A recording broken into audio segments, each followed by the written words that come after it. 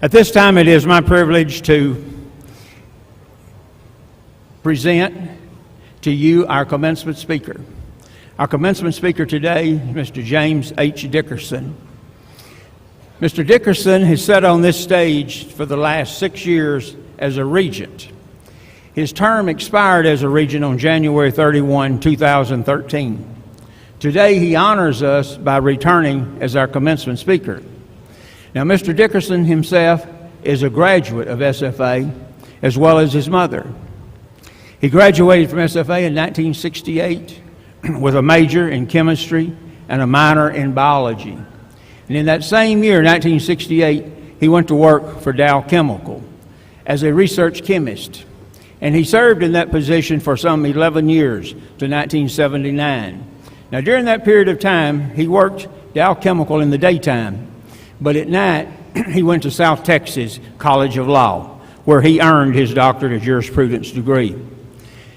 Following earning that degree, he then passed the bar and obtained his license to practice before the United States Patent Office. And then he transferred over to Dow's Chemical Intellectual Division.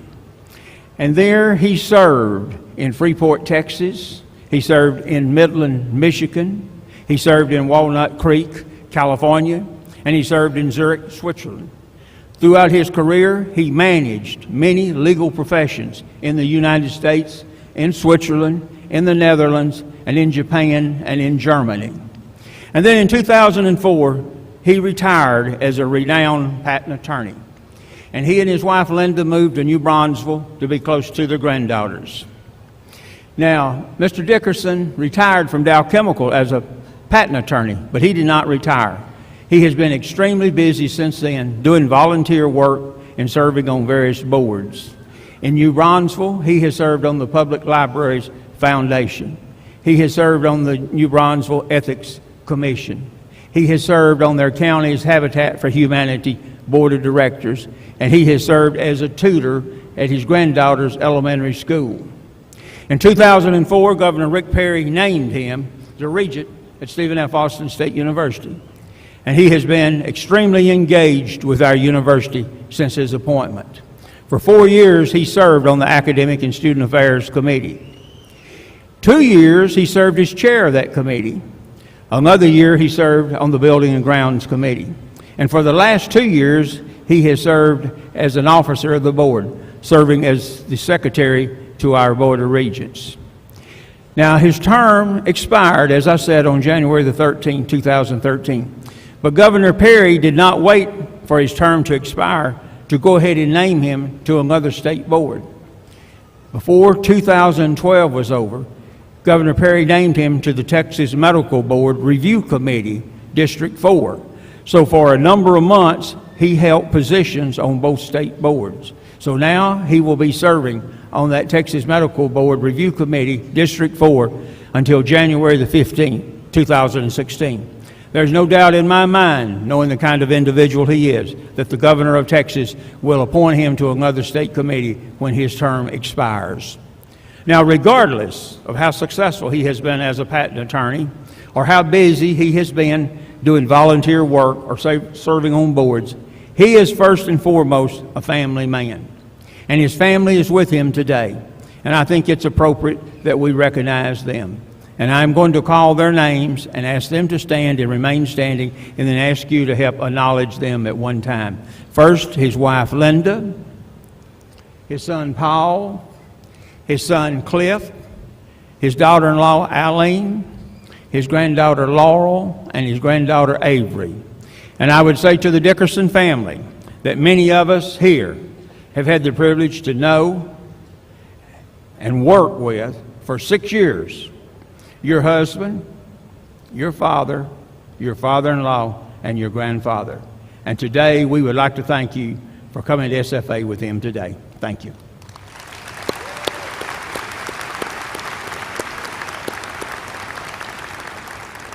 And now it is my privilege to present to you our former regent, our alum, and our commencement speaker, Mr. James H. Dickerson.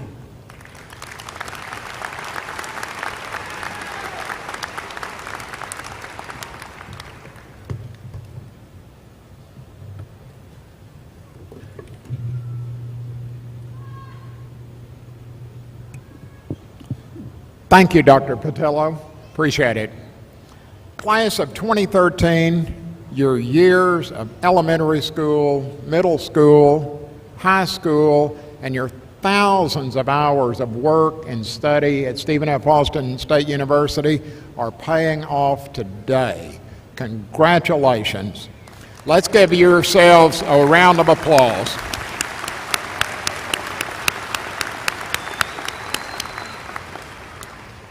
As Dr. Patillo said, only about 1 in 4 Texans have a college diploma. And today, you are joining that special, hard-working group of folks. Again, congratulations.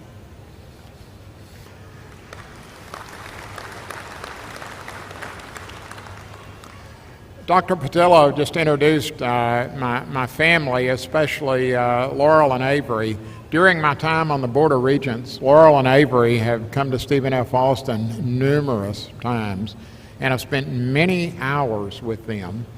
And I've taken that as an opportunity to instill upon them the importance of education and also to teach them a few life lessons. I feel like it's my responsibility to teach them what I've learned so they don't have to reinvent the wheel. And it's that same feeling I have for each of you and for all SFA graduates. I want you to be very successful in your business life, and I want you to be very successful in your personal lives. Under the fine guidance of your professors, they've armed you with the knowledge and skills you need to go out and meet the world. Today, I would like to give you 3 observations that I've picked up through life, or 3, as I call it, grandfatherly advice observations. I think these will enrich your lives and will help ensure that you have the success that you so richly deserve. So let's get to it. My first piece of advice: do some self-reflection and figure out what you're good at. Then become great at it. In other words, don't let what you cannot do interfere with what you can do. Let me give you an example. In a class this size, I feel confident that at least one of you will make an invention that you may want to patent and protect your invention. So you ask around for the best patent attorney that you can find. When you identify one, somebody comes up to you and says, well, she may be a great patent attorney, but she is lousy at writing a will. Does it matter to you? Do you care? No. You want somebody that identified their strength and became great at it. You want that great patent attorney.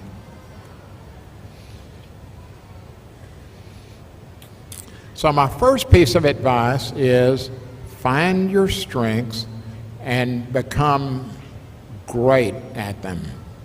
Never let your weaknesses, and we all have weaknesses, never let your weaknesses slow you down.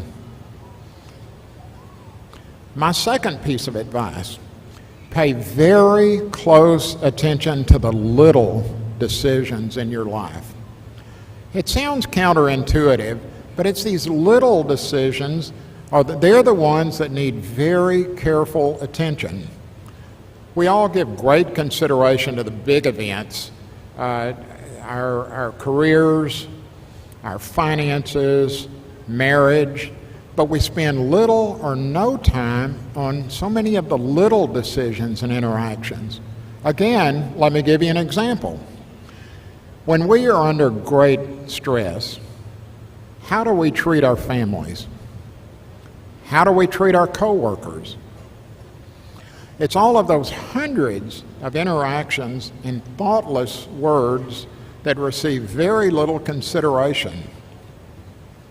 Yet, it's those interactions that define our character, that define who we are.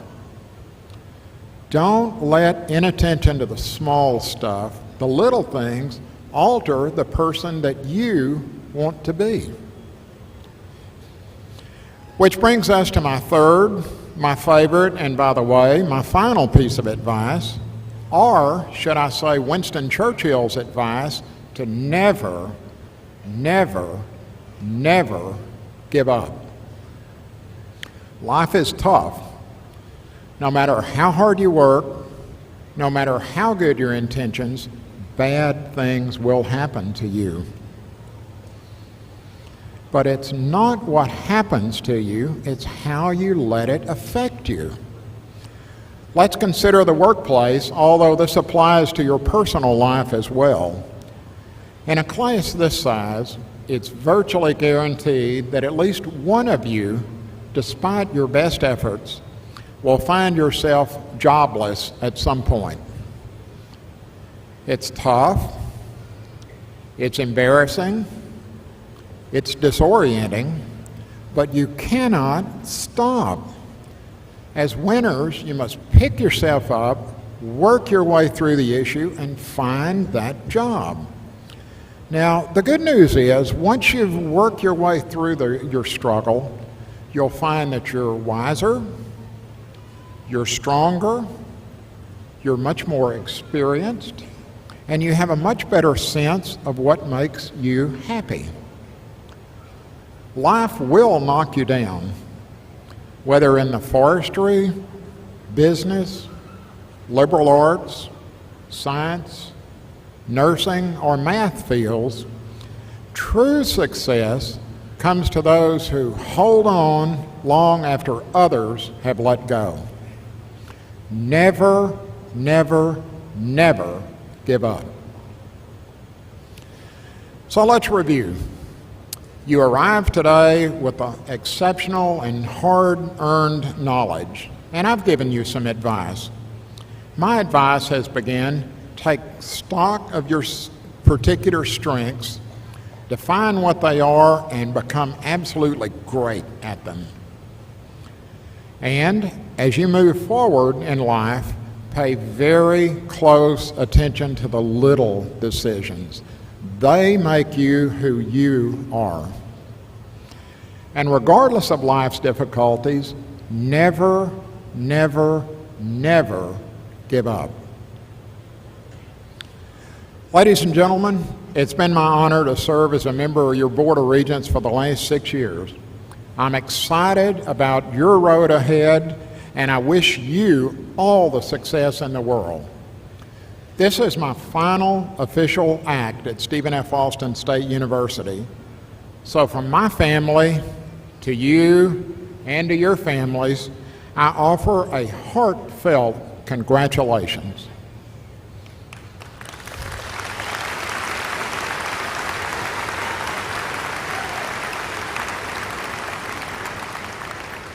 Now, go take on the world and make yourself, SFA, and your families proud.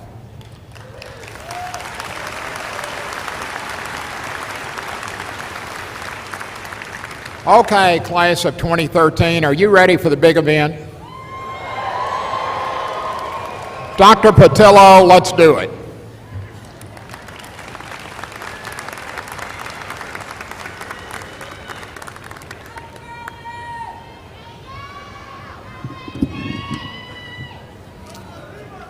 Mr. Dickerson, as you well know, it is a tradition at SFA for us to present each commencement speaker with a plaque expressing our appreciation to them for coming to be our commencement speaker.